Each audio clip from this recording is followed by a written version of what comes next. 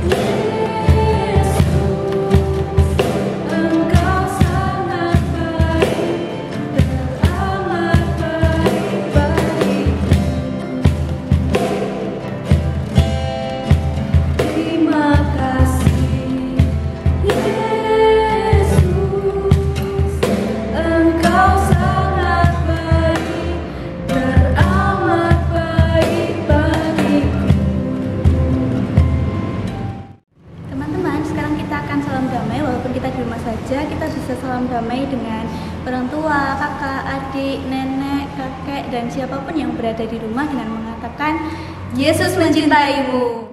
Nah, teman-teman, kalau kita kilas balik selama ini banyak banget perbuatan kita yang menyakiti hati Tuhan.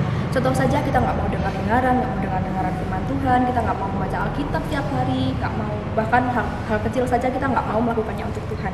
Sekarang aku mau ajak teman-teman semua untuk mengakui dosa dan kesalahan kita. Mari kita naikkan pujian sampai akhir hidup.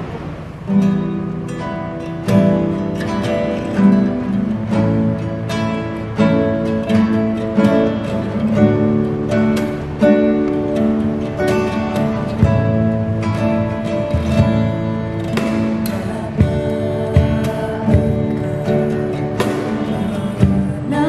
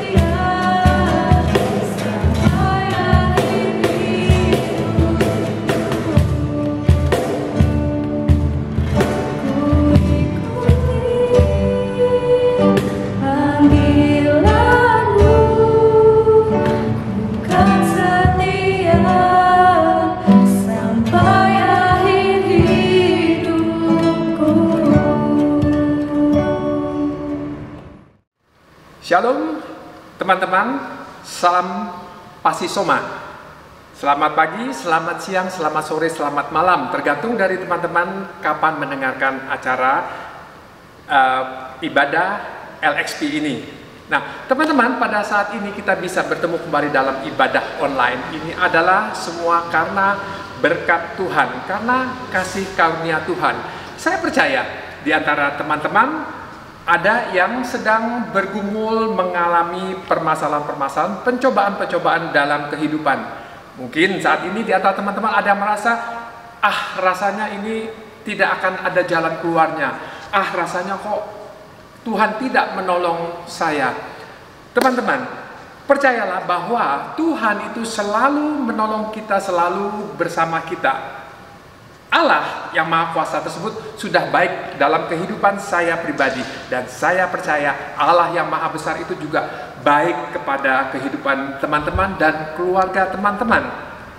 Permasalahan saat ini memang banyak sekali, terutama akibat dari wabah virus corona ini, COVID ini. Kehidupan ekonomi jadi morat-marit, keluarga jadi banyak yang diam di rumah lalu tidak ada penghasilan. Kita menjadi bingung. Teman-teman, percayalah, sebesar apapun masalah yang kita alami di dalam dunia ini saat ini, percayalah bahwa Allah kita lebih besar dari permasalahan-permasalahan yang kita alami. Dengan terus teman-teman mendekatkan diri kepada Tuhan, berdoa, membaca Alkitab, mendengarkan firman Tuhan, merenungkannya, dan melaksanakannya, percayalah suatu saat kehidupan kita akan berubah. Teman-teman akan menjadi berkat di dalam keluarga, menaikkan kebahagiaan, kebaikan di dalam rumah teman-teman dan keluarga teman-teman. Amin. Nah teman-teman, firman kali ini kita ambil temanya adalah everybody is different. Everybody is different. Apa itu dan apa yang akan kita dapatkan? Kita akan mulai dengan berdoa terlebih dahulu. Mari kita tundukkan kepala, kita sama-sama berdoa mohon petunjuk Tuhan. Allah Bapa kami yang ada di dalam surga, kami mengucap syukur. Terima kasih Bapak karena kesempatan pada saat ini kami bisa bertemu melalui ibadah online ini. Kami ingin mendengarkan firman-Mu ya Allah, yaitu everybody is different.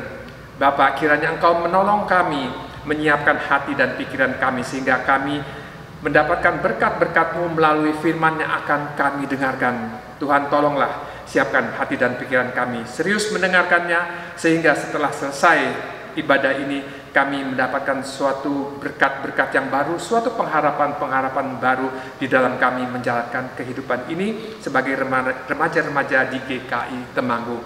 Berfirmanlah ya Tuhan, kami siap mendengar. Amin. Nah, teman-teman, judulnya tadi adalah Everybody is Different. Everybody artinya adalah setiap orang. Setiap kita di sini semua berbeda. Everybody is different. Berbeda dalam hal apa saja. Siapa yang pernah memperhatikan bahwa kita ini dalam hal kecil-kecil pun berbeda? Apakah ada yang pernah memperhatikan kalau kalian memakai celana itu apakah kaki kiri dulu masuk atau kaki kanan dulu masuk? Ada yang kaki kanan dulu, ada kaki kiri dulu. Tapi ada juga yang kaki kiri, kaki kanan masuk dulu, lalu diangkat dua-duanya. Ya, itu perbedaan. Nah, perbedaan lain lagi banyak sekali teman-teman kalau mau diperhatikan. Katakanlah dalam hal makan. Ada orang yang begitu menyendok makanan, dia mau masuk ke mulutnya. Sebelum masuk ke mulut, mulutnya sudah terbuka dulu. Tapi ada juga yang sudah dekat baru buka. Ada lagi perbedaan. Makanan belum masuk masih jauh, lidahnya sudah menjulur. Ya, tapi emang ada juga yang normal saja, begitu masuk sendok mendekat lalu masuk. Nah, ini perbedaan-perbedaan kecil. Nah, dalam kehidupan kita itu juga ada terjadi perbedaan-perbedaan yang seringkali perbedaan-perbedaan tersebut membuat masalah, menjadikan masalah. Apa itu? Kita akan lihat berikut ini. Ya, bacaan kita diambil dari 1 Korintus 8 ayat 1 sampai dengan 13. 1 Korintus 8 ayat 1 sampai 13. Saya tidak akan membacakannya karena cukup panjang, tapi saya meringkasnya saja apa isi dari bacaan kita dari 1 Korintus 8, 1:13 ini. Ini adalah tentang surat dari Rasul Paulus kepada jemaat-jemaat di Korintus. Korintus adalah sebuah kota yang penduduknya beragam, artinya suku bangsanya, kepercayaannya, dan seterusnya. Nah, di kota Korintus tersebut ada penduduk yang menyembah berhala kepada dewa-dewi di kuil-kuil, dan ketika mereka menyembah dewa-dewa tersebut, mereka membawa persembahan yaitu berupa daging untuk disembahkan kepada dewa-dewi di kuil tersebut. Nah, kemudian setelah dipersembahkan, setelah upacara selesai, daging tersebut dibawa ke pasar untuk dijual. Nah, yang menjadi masalah adalah ada jemaat-jemaat di Korintus yang sebagian itu membeli makanan-makanan bekas persembahan dewa tadi untuk dibawa pulang lalu dikonsumsi. Tetapi di lain pihak ada jemaat Korintus yang menolak untuk membeli dan makan makanan persembahan dewa. Sehingga terjadilah dua kubu. Kubu pertama ini adalah kubu yang mengatakan tidak apa-apa kalau makan makanan persembahan bekas dewa-dewa, karena pengetahuan mereka, pemahaman mereka ini adalah semua di dalam dunia ini itu tidak ada yang namanya dewa-dewi, tapi yang ada adalah hanya Allah, Tuhan yang Maha Esa.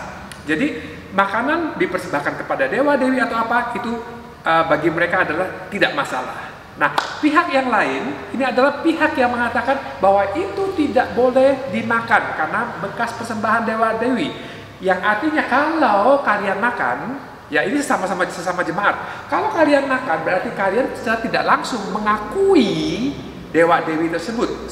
Jadi seperti adalah pengikutnya. Nah, Bapak dan Ibu, teman-teman, jadi ada dua kelompok ini yang berpotensi menjadi perselisihan. Satu mengatakan tidak apa-apa, yang dikatakan ini berpengetahuan. Pengetahuan mereka bahwa ini sebenarnya tidak apa-apa. Yang ini juga mengatakan bahwa sebenarnya itu salah. Pengetahuan mereka mengatakan bahwa itu salah. Nah, ini potensi akan terjadi konflik. Nah, Rasul Paulus menulis surat kepada jemaat-jemaat di sana untuk menghindari konflik yang bakal timbul. Nah, Rasul Paulus secara garis besarnya mengatakan demikian kepada jemaat di Korintus, yaitu ada beberapa hal yang penting disampaikan olehnya. Dalam melakukan sesuatu, pertimbangkanlah orang lain. Apakah yang dilakukan itu benar, aman bagi diri sendiri dan bagi orang lain. Ya, jadi melakukan sesuatu pertimbangkan dulu.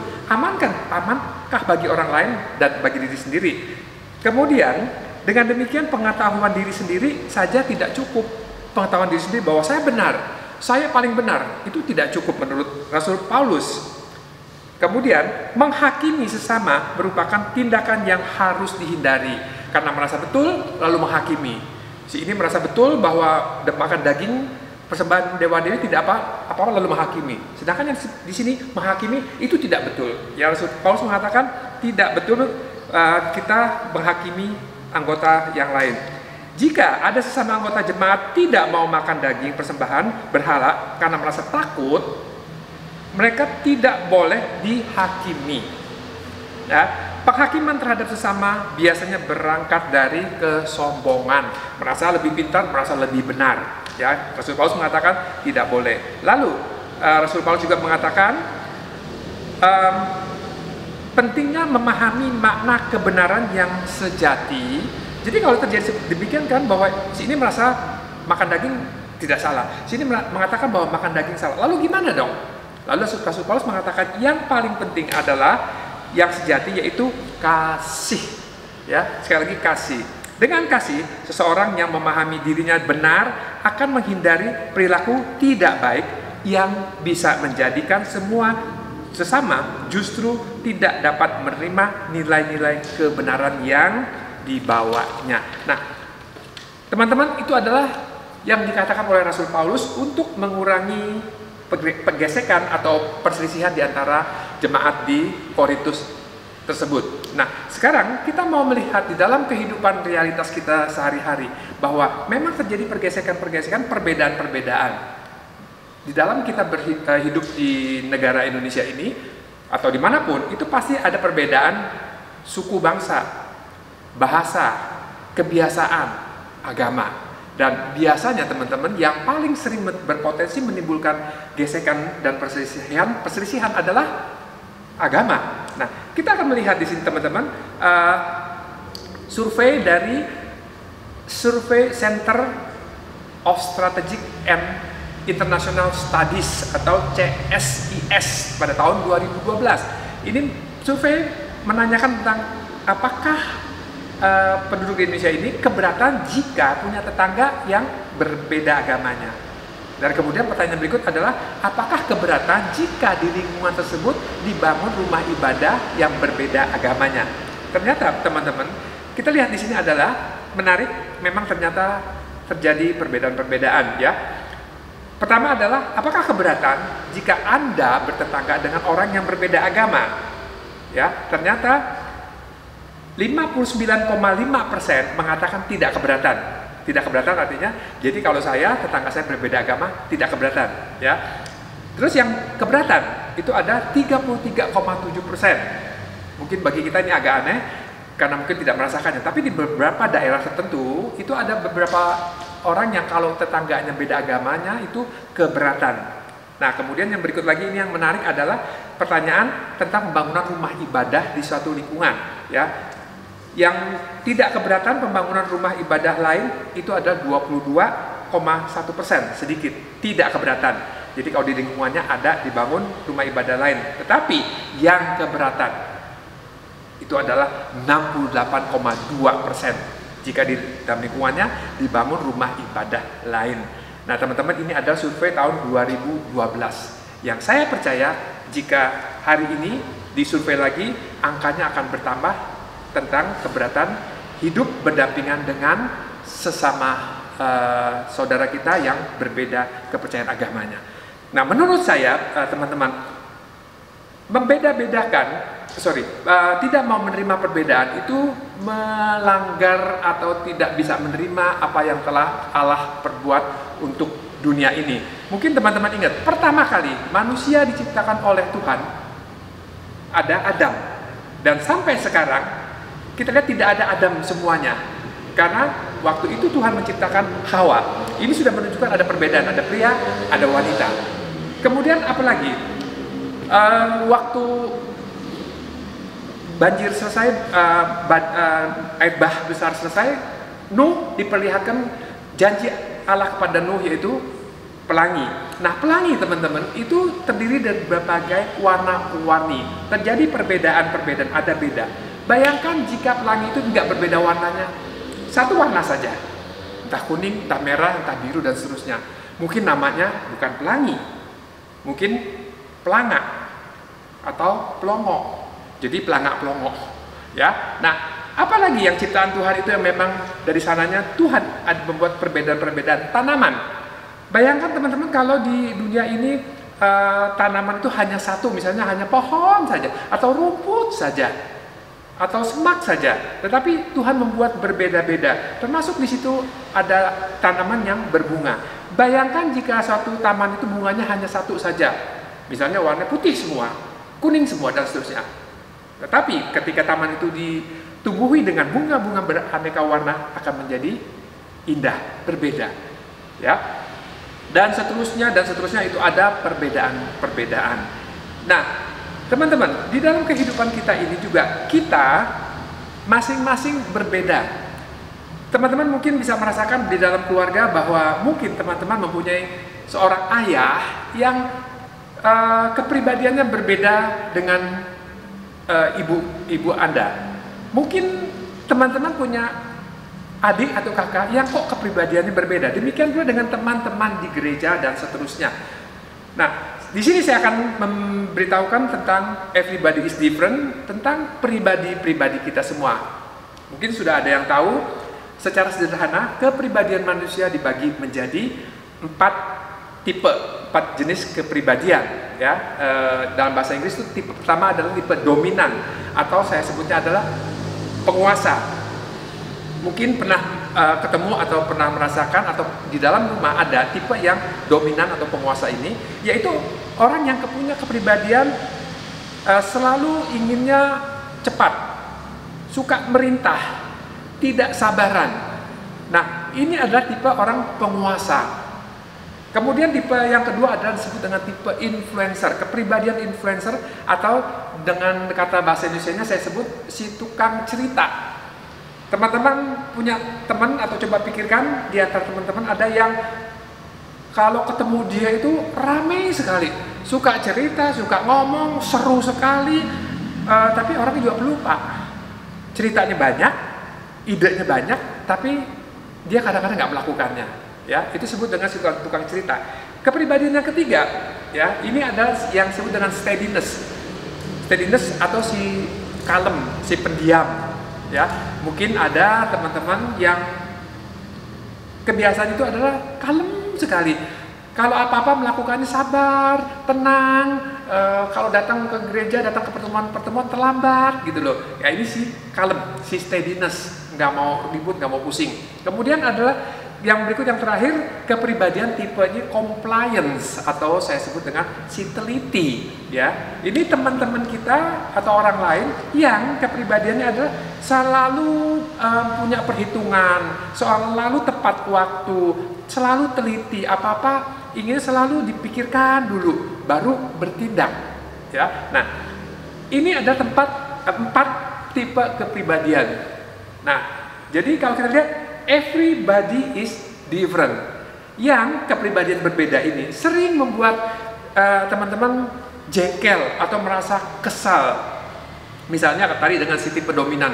Kenapa sih kalau apa-apa maunya buru-buru dulu? Kenapa sih perintah-perintah dulu? Dia sendiri kerja dong. Tapi dia nggak mau kerja, hanya perintah-perintah. Harus gini, harus begitu. Atau teman-teman merasa kesal dengan si influencer atau si tukang cerita tadi. Kok banyak ngomongnya sih? Banyak ceritanya, apa-apa cerita ketawa dan seterusnya. Kalau ketawa itu keras-keras, nggak bisa jaga ketawanya sedikit sih gitu. Kita merasa tidak suka, ya. Kemudian dengan si steadiness, kita tidak suka kepada si steadiness. Kenapa? Kalau apa-apa kok cepat gitu loh, kok lambat, kok pelan, kok terlambat dan seterusnya. Tidak punya ekspresi. Kalau rapat banyakan diem. Nah, terus kemudian yang terakhir kita kesal dengan si compliance, si teliti. Mau mengambil keputusan, mengambil tindakan, lama gitu, harus dipertimbangkan dulu. Misalnya katakan, kamu kan bisa nyanyi, kamu kan pintar nyanyi, ayo tampil di gereja nyanyi. Nanti kayaknya aku belum mampu, belum cukup. Padahal sudah cukup. Kenapa? Karena memang dianya itu punya kepribadian yang merasa nggak sempurna terus. Ya, biasanya orang kelihatan pintar, tapi dia tidak mau kelihatan pintar, ya. Nah, kita merasa kesel.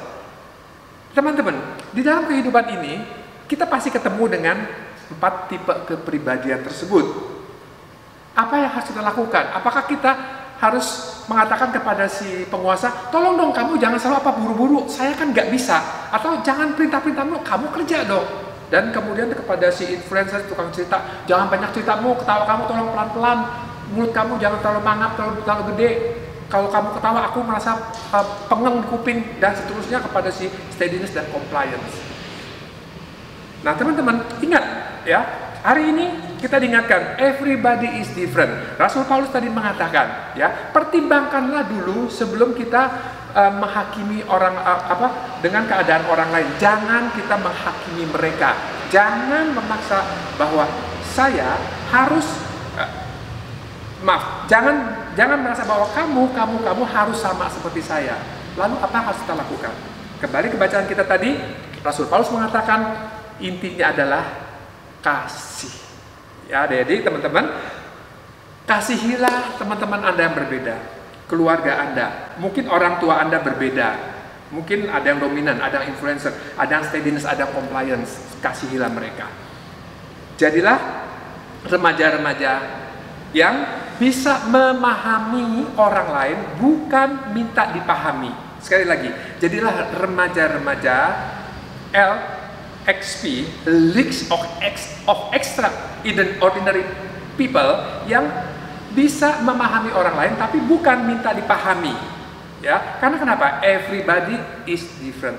Dengan demikian, kalau teman-teman bisa melakukan seperti itu, ya, kehidupan teman-teman akan jauh berbeda. Tidak terlalu sering kesel, marah karena kenapa? Situ beda, situ beda, situ beda. Ya, yang harus adik-adik lakukan adalah sekali lagi, jangan paksa orang lain harus sama dengan kalian. Hargai perbedaan karena memang everybody is different. Oke? Nah, sekali lagi, jadilah remaja LXP yang extraordinary terhadap perbedaan dengan ekstra sabar, ekstra bertanggung jawab, ekstra rajin, ekstra sopan, dan semua ekstra yang baik. Nah, setelah itu adik-adik akan melihat akan ada perbedaan terjadi dalam kehidupan kalian, baik nanti setelah kalian kuliah, kalian bekerja, kalian berumah tangga, karena akan tetap ketemu dengan orang-orang yang berbeda. Ya, everybody is different, kasihilah mereka. Amin. Mari kita akhiri dengan berdoa. Bapa kami yang ada di dalam surga, terima kasih Bapa untuk firman yang kami dengar pada hari ini. Everybody is different. Setiap orang berbeda. Dari bacaan 1 Korintus 8 kami memahami bahwa jemaat-jemaat di Korintus pun terjadi perbedaan-perbedaan, tetapi Rasul Paulus mengajarkan kepada kami bahwa bisa terjadi perbedaan, tapi tidak boleh menghakimi. Yang harus kita lakukan adalah mengasihi. Dan juga kami belajar bahwa dalam kehidupan kami mempunyai kepribadian yang berbeda-beda. Ada yang tipenya itu penguasa, ada yang tukang cerita, ada yang orang yang kepribadiannya kalem, ada yang kepribadiannya teliti, cermat. Nah, itu adalah perbedaan tersebut kami mau mengasihi mereka ya Tuhan yang berbeda dengan kami, dan kami mau ekstra sabar, ekstra rajin, ekstra bertanggung jawab terhadap kehidupan ini, terhadap keluarga kami. Terima kasih Bapak untuk firman yang telah kami dengar. Tanamkanlah firman ini dalam hati kami, dalam kehidupan kami, sehingga menjadi berkat bagi keluarga, gereja, dan sesama kami. Dalam nama Tuhan Yesus kami sudah berdoa. Amin. Adik-adik, teman-teman, mari kita bangkit berdiri. Kita akan menaikkan pengakuan iman rasuli kita. Yuk, pengakuan iman rasuli. Aku percaya kepada Allah, Bapa yang Maha Kuasa, Khalik langit dan bumi, dan kepada Yesus Kristus, anaknya yang tunggal, Tuhan kita, yang dikandung oleh Roh Kudus, lahir dari anak darah Maria, yang menderita sengsara di dalam pemerintahan Pontius Pilatus, disalibkan, mati dan dikuburkan, turun ke dalam kerajaan maut, dan pada hari yang ketiga bangkit pula di antara orang mati, yang naik ke surga, duduk di sebelah kanan Allah Bapa yang Maha Kuasa, dan dari sana Ia akan datang untuk menghakimi orang yang hidup dan yang mati. Aku percaya kepada Roh Kudus, gereja yang kudus, persekutuan orang kudus, pengampunan dosa, kebangkitan orang mati, dan hidup yang kekal. Amin. Sekarang kita akan menaikkan doa syafaat. Allah Bapa yang bertakhta di dalam kerajaan surga, Allah yang maha besar, yang tetap berkuasa di dalam kehidupan kami semua di dalam dunia ini. Bapa, kami mau berdoa. Pertama adalah untuk pandemi COVID-19 ini yang telah 7 bulan berlangsung di negara kami di Indonesia ini ya Bapa. Dan hari makin hari yang terkena virus corona ini jumlahnya terus bertambah, tetapi yang sembuh pun terus bertambah. Bapak, kiranya Engkau terus mengaruniakan kepada kami hikmat untuk bisa menjaga kebersihan kami, kebersihan diri, dan juga menjaga jarak ketika berbicara dengan sesama kami, dan juga menggunakan masker ketika berkomunikasi dengan sesama kami. Ya Bapak, kiranya Engkau menguatkan kami semua dalam melalui menjalani masa-masa pandemi ini sampai nanti ditemukannya vaksin untuk corona ini. Terima kasih Bapak, sertai kami terus ya Bapak dalam melalui saat-saat yang sulit seperti ini. Kami juga mau berdoa untuk gerejamu ya Bapak, yang sampai saat ini belum bisa melaksanakan ibadah seperti pada biasanya ataupun ibadah on-site, dan rencananya kami akan melaksanakan ibadah on-site ini pada tanggal 9 Agustus yang akan datang. Tuhan, kiranya Engkau menyiapkan kami semua Tuhan, peraturan-peraturan, kebersihan-kebersihan, tata cara untuk pelaksanaan ibadah di dalam gereja ini pada tanggal 9 Agustus yang akan datang. Berkati semua yang akan terlibat bekerja, mempersiapkannya, melakukannya, dan juga Bapak Pendeta yang akan membawakan firman-Nya Tuhan. Semoga semua bisa berjalan dengan baik dan lancar karena penyertaan Roh Kudus-Mu ya Bapak. Dan juga kami berdoa untuk ibadah online yang masih dilakukan oleh remaja GKI LXP ini ya Bapak. Kiranya Engkau menyertai semua rekan-rekan teman-teman yang terlibat dalam pelaksanaan ibadah online ini. Berkati mereka ya Tuhan, berkati keluarga mereka, sehingga mereka terus bisa melakukan ibadah-ibadah dalam bentuk online, dan mungkin juga suatu saat nanti ibadah on-site.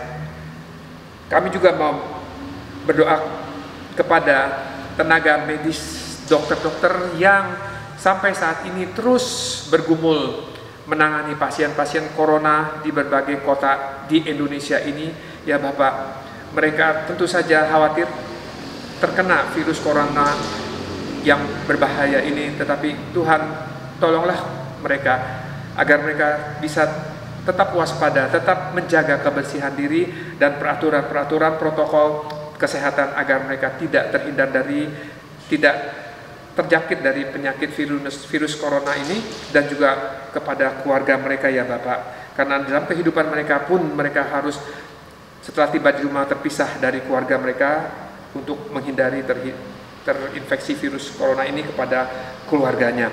Dan juga situasi keamanan di negara ini ya Bapak, tolong Kau dalam kuasa Roh Kudus menjaga negara ini dari orang-orang yang bermaksud berbuat jahat dalam situasi saat-saat seperti ini ya Bapak.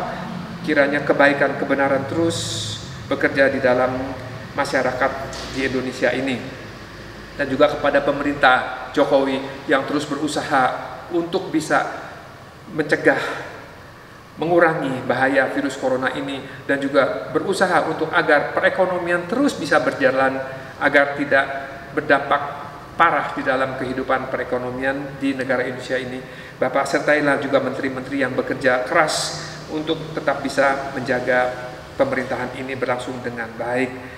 Bangsa dan negara ini kami letakkan semua ke dalam tangan-Mu ya Bapak. Terima kasih Bapak, demikianlah doa-doa yang kami naikkan ini demi kebaikan bangsa Indonesia, demi kebaikan keluarga-keluarga di Indonesia, demi kebaikan-kebaikan gereja-gereja Indonesia dan juga gereja GKI Temanggung, remaja LXP, dan juga semua komisi-komisi yang ada di dalam gereja ini. Sertai kami ya Bapak, kuatkanlah kami di dalam menjalani masa-masa sulit saat ini. Kami percaya bahwa sebesar apapun masalah yang terjadi di dalam kehidupan kami, kuasa-Mu lebih besar daripada yang ada, apapun yang ada dalam dunia ini. Terima kasih Bapak, dalam nama Tuhan Yesus kami sudah berdoa. Amin. Nah teman-teman, meskipun kita di rumah aja, jangan sampai ini menghalangi kita untuk memberikan yang terbaik bagi Tuhan.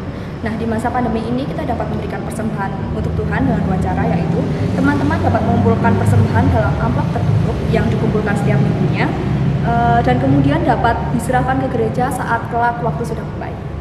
Yang kedua, kita bisa melalui rekening dengan nomor rekening 1540265.000 atas nama Iniarti Gunadi. Nah, teman-teman, sekarang kita akan mempersembahkan sedikit yang kita miliki dengan menyanyikan lagu Kasihnya Seperti Sungai.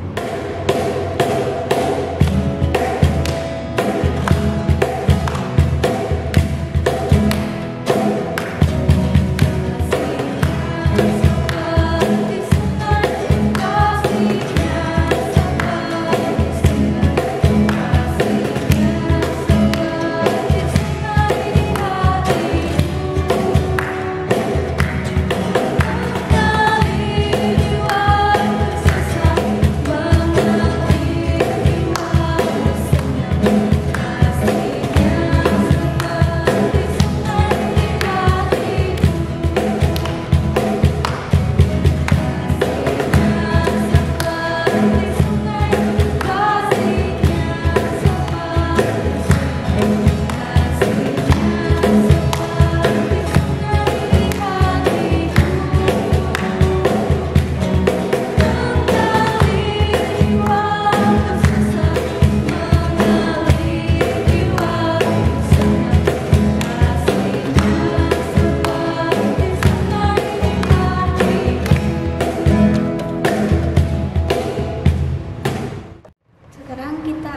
berdoa untuk persembahan yang sudah kita berikan. Mari kita berdoa. Tuhan Yesus, terima kasih atas berkat-Mu karena Engkau telah menyertai kami dari awal ibadah hingga saat ini. Kiranya Engkau memberkati apa yang sudah kami beri Tuhan, kiranya Engkau memberkati persembahan kami agar bisa bermanfaat Tuhan, dan kalau sebentar kami akan mengakhiri ibadah ini, kiranya Engkau yang turun tangan Tuhan. Dalam nama Tuhan Yesus, haleluya, amin. Ayat berkat pada ibadah kali ini yaitu Yeremia 17 ayat 7, yaitu diberkatilah orang yang mengandalkan Tuhan, yang menaruh harapannya pada Tuhan. Amin. Yang terakhir kita mau penutupan. Lagu penutup kita akan nyanyikan lagu Doa Yabes.